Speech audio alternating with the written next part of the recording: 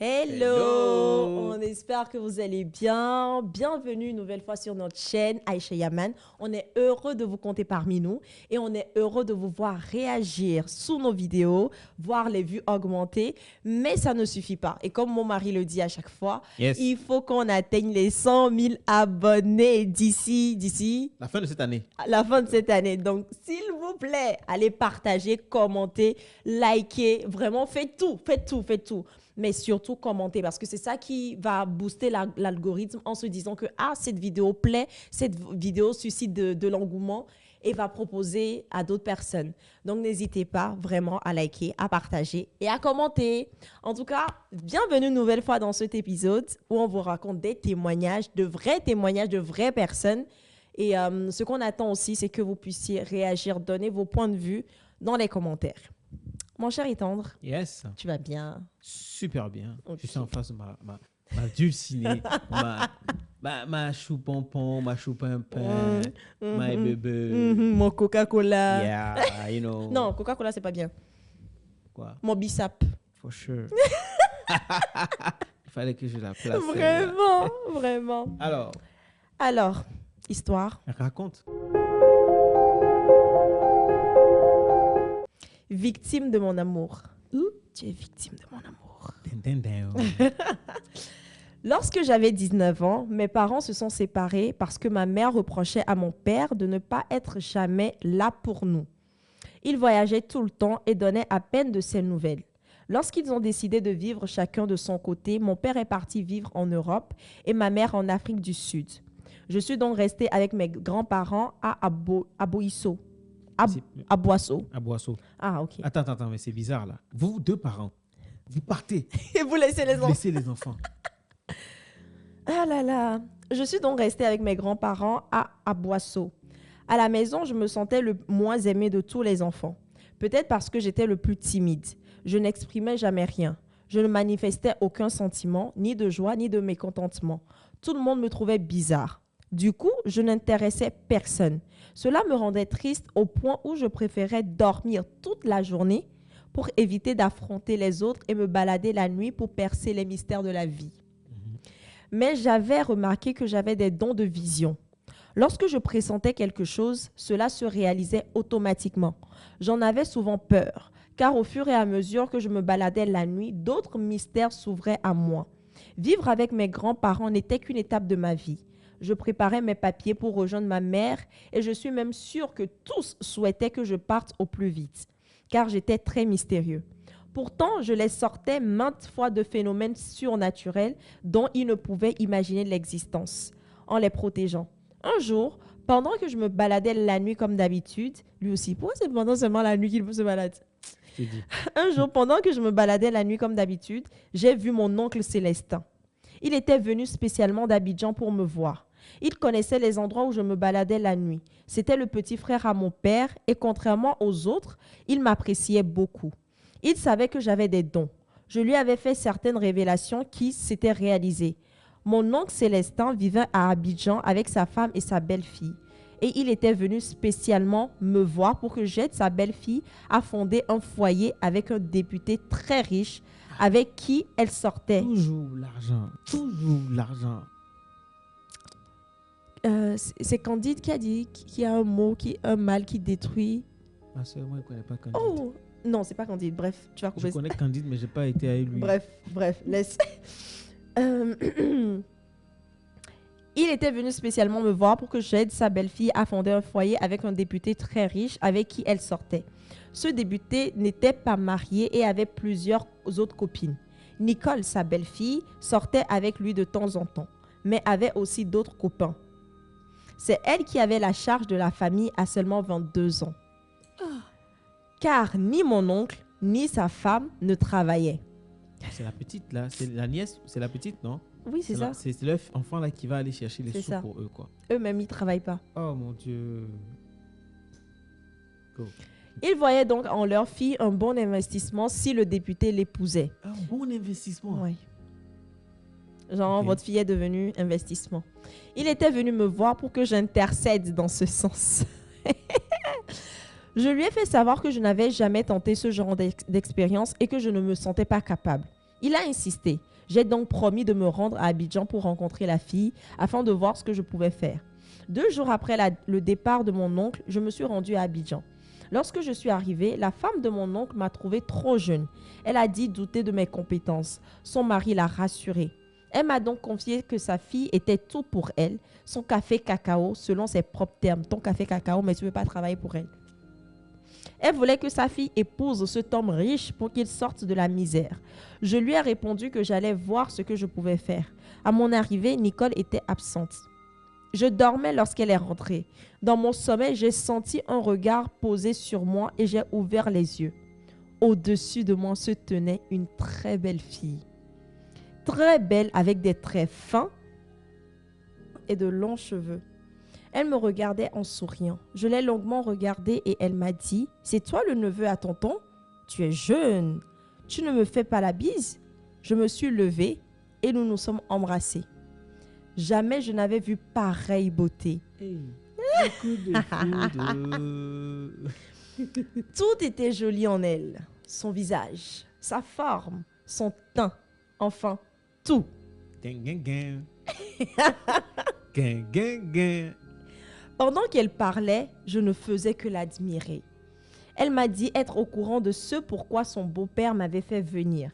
Nous avons longuement discuté.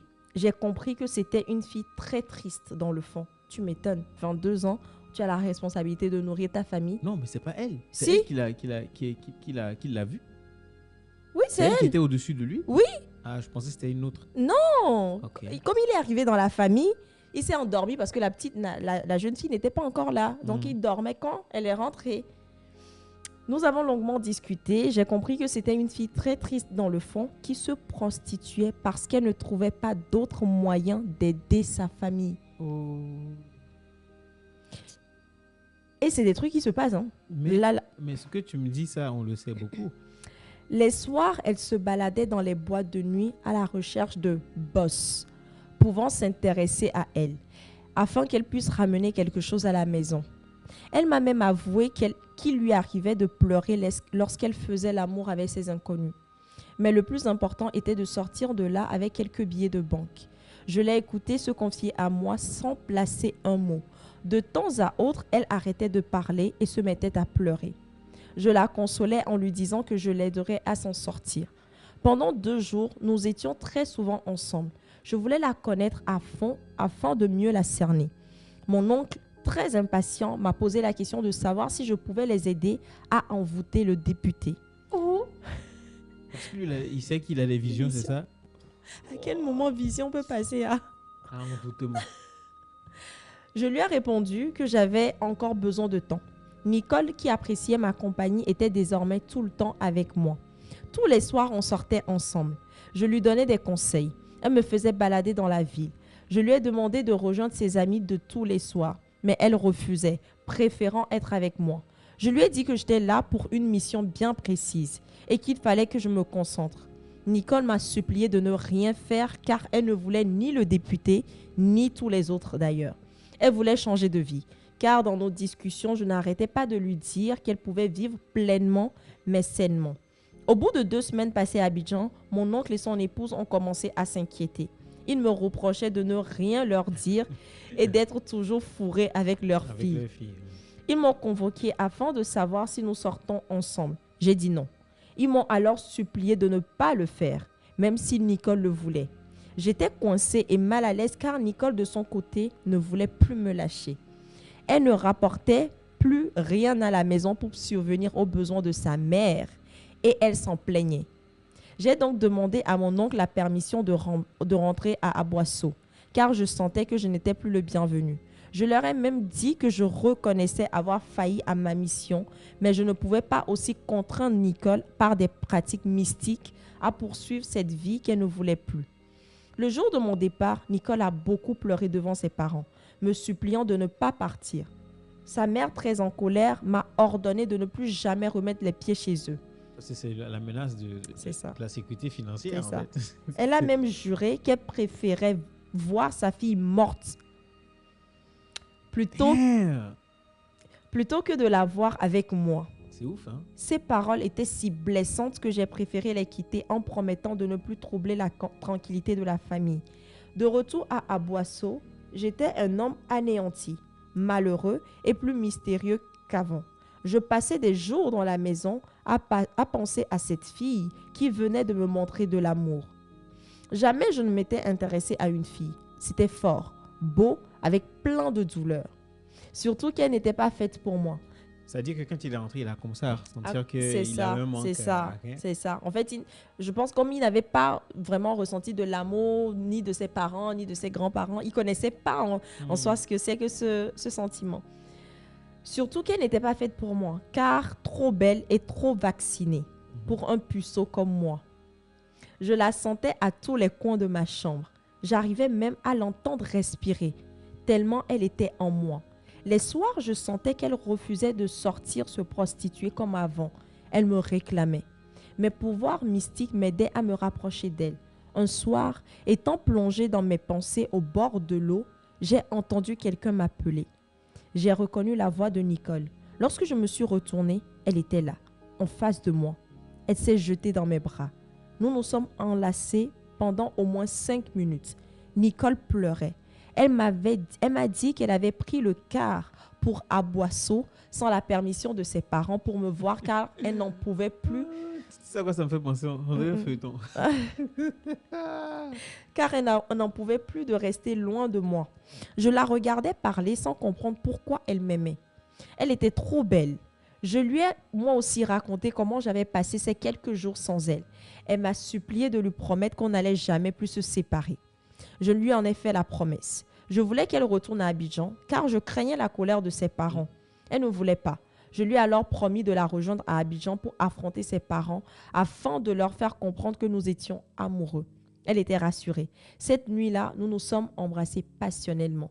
Je lui ai demandé de lever les yeux et d'observer la lune. Elle l'a fait. Je lui ai dit que chaque fois qu'elle pensera à moi, qu'elle regarde la lune car c'était la même lune qu'on voyait partout dans le monde et que moi aussi j'en ferai autant chaque fois que je penserai à elle. Combien de fois t'as regardé la lune en pensant à moi? Tu sais combien de fois? Ça fait des années que je regarde la lune. Même dans mon sommeil, je prends la lune, je la mets dans mon esprit. Toi, tu fais ça? Quand tu dors bien. Ah, voilà. Elle a souri et m'a serré contre elle. Nous sommes restés ensemble au bord de l'eau jusqu'à 5 heures du matin. Cupidon, hein? Cupidon a fait son travail. Puis je l'ai raccompagnée à la gare en lui promettant de la rejoindre dans une semaine. À l'époque, il n'y avait pas de téléphone portable. C'était bien dommage car j'imagine déjà les longues heures que nous aurions passées au téléphone. Nicole est partie. Je suis rentrée à la maison très triste. Tout le monde était curieux de savoir qui était la fille qui me cherchait la veille. Sans répondre à qui que ce soit, je me suis isolée dans ma chambre pour penser à elle. Je la sentais en danger, sans arriver à comprendre ce qui allait lui arriver. Mais je ne voulais pas la rejoindre malgré la promesse pour ne pas créer des problèmes de famille. Donc il a fait la promesse en l'air. Mais après... bon. Ok, vas-y. Pourtant, j'étais fou amoureux. Tous les soirs, je sortais voir la lune et j'espérais qu'elle en fasse autant. Mais en même temps, je l'entendais me réclamer. Elle m'appelait au secours, à telle enseigne que je sursautais chaque fois dans mon sommeil. Il y avait un danger et mes visions ne me trahissaient jamais. J'ai donc pris la décision d'y aller malgré mes craintes. J'ai pris le car très tard dans la nuit, 2 semaines après que nous nous sommes quittés pour Abidjan. Elle habitait Trècheville. Dès que j'ai posé les pieds sur le sol d'Abidjan, j'ai senti mon cœur bondir dans ma poitrine comme si j'avais reçu un grand coup. Ce signe-là, je le connaissais. Lorsque je le ressentais, il était toujours suivi de grandes douleurs. J'appréhendais déjà quelque chose de grave. Nicole avait besoin de moi. Je l'entendais m'appeler au secours de façon récurrente. Je courais presque pour être chez elle. Devant sa maison, il y avait un monde fou. Les gens criaient, pleuraient. Je courais en me renseignant. C'est ainsi qu'on m'a annoncé qu'un accident venait de se produire. Un camion avait fait une sortie de route et était rentré dans la maison de la famille de Nicole. En arrivant, j'ai vu Nicole coincée sous le camion, à côté sa mère qui, elle, essayait de sortir son pied du bas du camion. Lorsque sa mère m'a vue, elle m'a supplié de sauver sa fille qui était très mal en point. Elle pleurait en disant « J'ai tué ma fille, sauve-la, je suis foutue ». Nicole était toujours coincée sous le camion. Lorsque les secours sont arrivés et qu'ils l'ont sortie de là, j'étais près d'elle, je lui tenais la main. Elle me serrait les doigts en essayant d'ouvrir les yeux. Je suis montée avec elle dans l'ambulance. Elle avait les jambes et les bras broyés. Oh, God damn. La tête fracturée. Elle respirait difficilement. Au fond de moi, je priais pour ne pas qu'elle me quitte. J'étais étrangement calme. Je l'observais sans pouvoir manifester aucune émotion. Elle essayait de parler et j'ai pu l'entendre dire « Je t'ai attendu ». Mais au fur et à mesure, sa main se détachait de la mienne. Je la sentais s'en aller et elle a rendu l'âme sous mes yeux. Jamais je n'avais senti pareille douleur. Je ne pouvais ni pleurer ni crier. J'étais comme perdue. J'entendais sa mère pleurer, demandant qu'on sauve sa fille. Mais c'était trop tard. Elle était partie. Je suis restée 2 jours chez elle à vivre dans mes souvenirs ce baiser qui était à bien des égards un adieu. Mon oncle et sa femme m'ont demandé pardon. Ils m'ont persuadé que si je leur pardonnais, Nicole en ferait autant. Mon oncle m'a confié que lorsque Nicole était revenue de son voyage, elle avait signifié à sa mère son souhait de vivre à mes côtés, même si je n'avais rien. Sa mère l'a maudite en disant qu'elle souhaitait qu'elle meure plutôt que de la voir vivre avec un vagabond. La parole. La parole. Faites attention. Il y a beaucoup de parents qui regrettent aujourd'hui d'avoir prononcé des paroles sous l'effet de la colère, sous la vie de leurs enfants. La parole. Elle avait même battu sa fille pour cet affront. La veille de sa mort, elle s'était disputée car Nicole était assise dehors à regarder le ciel alors qu'elle avait rendez-vous avec le député. Nicole a refusé d'y aller sous prétexte qu'elle avait désormais quelqu'un dans sa vie. Ce jour-là, elle est restée dehors jusqu'au matin. C'est lorsqu'au petit matin, sa mère essayait de lui faire comprendre qu'il fallait qu'elle renonce à cet amour pour le bien de la famille que le camion les a percutés. Mais la mère s'en est sortie avec une jambe brisée et Nicole a réalisé le vœu de sa mère en mourant plutôt que de vivre à mes côtés. Sa mère s'en voulait. Elle disait qu'elle avait tué sa fille en la maudissant, que ses paroles avaient agi. Moi, j'avais perdu la plus belle chose de ma vie. Après cela, j'ai supplié mes parents de s'activer pour que j'aie mes papiers. J'ai quitté le pays afin de fuir les souvenirs de Nicole. Mais c'était mal la connaître. Difficile à croire car pendant près de 7 ans, Nicole me parlait presque tous les soirs. 7 ans. 7 ans. Elle me disait de sortir regarder la lune, qu'elle en faisait autant. Elle a disparu lorsque j'ai rencontré une autre fille, mais de temps en temps, je sens encore sa présence. JB. Oh là là là là là. On est d'accord que c'est la faute des parents? Bah oui, c'est la faute des parents. En fait, déjà, il y a un gros péché qui est de compter sur ses enfants. Je ne sais pas pourquoi on raconte cette histoire-là aujourd'hui, parce que la semaine dernière, j'ai vu des gens les afro-descendants qui disaient que nos parents, la communauté africaine, les parents ne doivent pas compter sur les enfants. Quand les enfants commencent à grandir, ils ne doivent pas compter sur les enfants. Parce que si vous comptez sur les enfants, vous allez rendre ces enfants-là esclaves de vous. Et les enfants, parfois, ne pourront pas bien réussir dans la vie, ou parfois, vous allez pousser les enfants à faire des choses qu'ils vont regretter demain. C'est ça. Et dans ce contexte-là, dans cette histoire, c'est ça. Les parents voulaient forcément, ils ont prostitué leur fille parce que c'est la fille qui a apporté de l'argent. C'est ça. Et refusaient de travailler eux-mêmes. Pour eux, c'était comme si c'était un devoir, c'était une obligation pour cette fille-là de leur apporter de l'argent. C'est pour ça qu'ils voulaient qu'elle marie un député. Là, ils allaient assurer, le député allait bien assurer leur survie financière, en fait. Aïe, c'est... Oh. Bref. L'autre chose, c'est la parole. Oui, ça c'est vrai que dans cette histoire, la parole, il faut faire attention à la parole. Hein. La parole est puissante. Hein. On dit vaut mieux ne même pas parler quand vous êtes sous l'effet de la colère que de lancer une parole et que vous allez regretter plus tard. Combien de personnes sous l'effet de l'énervement, de la colère, de la tristesse après, hein.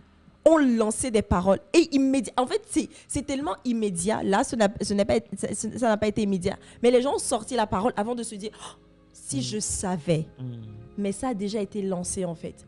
Faisons attention. Que vous soyez parents, que vous soyez amis, peu importe le statut ou le rôle que vous avez, mais surtout en tant que parents. Surtout en tant que parent. Parce que combien d'enfants sont devenus des personnes errantes, des trucs bizarres, parce que c'est ça, papa qui a lancé, toi tu ne vaux rien, tu ne vas jamais réussir dans la vie, et bim. Voilà. Toi, le papa part et l'enfant, lui, il est là. On se demande, mais comment se fait-il que tes autres frères et sœurs réussissent, mais toi, tu ne réussis jamais? Mais à cause d'une seule parole prononcée. Parfois, certaines personnes ne comprennent pas, mais c'est des choses comme ça qui bloquent des familles, des enfants. C'est ça. Et c'est pour ça que on dit, il y a le proverbe ou cette phrase qui dit que les hommes rang H. Les plus forts, c'est ceux qui savent maîtriser leur colère. Oui. Ouais. Si tu as su maîtriser ta colère, tu as réussi. C'est ça. Parce que la colère, c'est une impulsion. C'est-à-dire que la colère fait que tu dis des choses avec impulsion tout de suite. Mais après la colère, il y a le regret. Parce que après la colère, tu ressasses ce que tu as dit et tu t'en rends compte qu'en fait, ça valait peut-être pas le coup de dire ça. Exactement. Mais c'est trop tard. Exactement. C'est ça. Il faut faire très attention. La Bible nous dit, la vie et la mort sont au pouvoir de la langue. La langue là. Il faut faire attention. Des fois, on se dit même qu'on prie, on fait ci, on chasse les démons, on a confiance en Dieu. Mais au final, après, on se dit, oh, vais-je réussir? Je suis condamné à l'échec. Personne n'a réussi dans ma famille. C'est pour ça qu'il faut, dans votre vie, si vous avez des enfants, il faut tout faire pour que les gens ne parlent pas des paroles. Exactement. Vous, en tant que parent, vous avez une parole puissante sur votre enfant. Exactement. Mais les autres aussi, vous devez tout faire que personne ne doit dire de ton enfant qu'il est ci ou ça. Personne n'a le droit. En fait, finalement, si on répète ça à l'enfant, ils va finalement absorber ça. C'est ça. Et vous allez voir que les enfants, des fois, vous allez vous dire, mais on donne une bonne éducation à l'enfant. Pourquoi il est comme ça? Mais en fait, les paroles qu'il reçoit, si vous n'avez pas comment je peux dire ça? Vous ne prenez pas autorité ou bien vous ne dites pas à l'enfant non, tu n'es pas ça, ou bien vous n'arrêtez pas en même temps les personnes qui sont en train de parler. En fait, c'est comme si vous ouvrez la porte pour dire ok, la porte est ouverte, rentrez. Les parents n'ont qu'à rentrer dans l'âme de vos enfants. Donc, faisons très attention. Ce monde-là, le nombre de choses qui se passent avec notre bouche, notre lèvre, je pense que c'est pour ça qu'on dit que le plus sage même, c'est celui qui est lent à parler, mais plus... comment ça se dit, mais... Il écoute d'abord. Voilà, tu entends. On te demande ton avis. Tu dis, je réfléchis. Il faut savoir où il faut parler. Où ne pas parler. Exactement. Ça, c'est très important. Exactement. Ça, c'est une leçon qu'on apprend toujours. C'est pas facile, mais c'est un travail qu'il faut faire. C'est un travail. On est maître de soi. Hein. On est maître de soi. Et je pense que vaut mieux que les gens te disent, mais pourquoi tu ne réponds pas? Pourquoi on te frustre? Pourquoi on te fait ci? Mais toi, tu ne parles pas, que de parler et après regretter. Voilà. En tout cas, dites-nous en commentaire ce que vous pensez de cette histoire. Quelle leçon vous en tirez surtout. Voilà, quelle leçon vous en tirez. Et il ne faut pas responsabiliser les enfants alors que leur enfance, leur adolescence, leur jeunesse doivent être vécues pleinement, quoi. Ouais. C'est vous qui avez le rôle de parent, c'est pas les enfants. C'est pas les enfants. Et quand vous travaillez pour eux ils réussissent, c'est pour que eux aussi ils puissent travailler, perpétuer la richesse ou perpétuer l'entreprise pour leurs propres enfants également. C'est pas pour que vous attendiez quelque chose de leur part. Ok, j'investis en toi comme une entreprise et que j'attends retour sur investissement. Non. On vous fait de gros bisous et on se dit à la prochaine.